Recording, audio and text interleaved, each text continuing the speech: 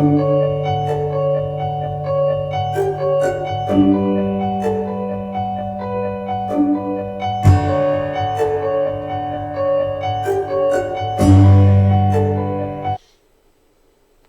everybody, this is day 9 of my testimonies, continuing talking about our church plant.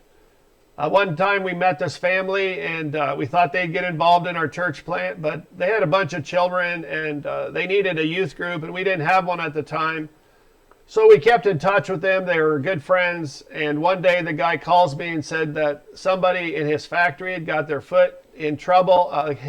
Somehow they got ran over by a forklift and they had to amputate his foot. And so he asked me to go visit the guy in the hospital. And the day I got to the hospital was the second day he'd been in there. And I asked the nurse how he was doing, and she said he was doing terrible.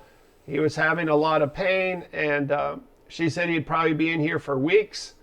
And in my mind, I'm like, well, if he's here for weeks, I'm not coming every day. I'll come every couple of days. And I went in to see him, and he was all in tubes, and he was under a special netting to keep him from infection. And I just started crying. I prayed for him, and I just left to go down to my car, and I got in the elevator, and I started crying, and I realized there was people in the elevator, so I sucked it up. And finally, I got down to my car, and I just cried and cried for this guy. It was so emotional. I couldn't imagine the pain he was in, and I couldn't imagine if I had to lose a foot, what that would be like. So I prayed for him, and 2 days later, I came back to see him, and he was gone. I'm like, how is that possible? She said, the nurse said, oh, some guy came in to pray for him, and he was healed. I'm like, what? That must have been me. And not that his foot grew back, but he had no more pain, and he was able to go home. And the next week, my friend calls, and he says that this guy with the amputated foot came into the factory, and he was all happy and smiling and telling everybody not to worry. He was fine, and I just thank God.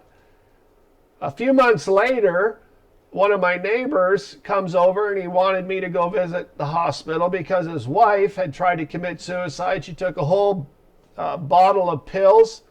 And he was devastated. He had 3 little daughters, and he was like, how am I going to survive without my wife? So I went to visit her. She was in a coma. I couldn't talk to her because she was in a coma. Again, I went down to my car, and I just cried, and I prayed for her healing. And 2 days later, I came back to the hospital to visit her again. And I was expecting her to be in her room, and there she was sitting on a bench at the front door of the hospital having a cigarette. I'm like, wow. I talked to her for a little bit, and she said she was fine.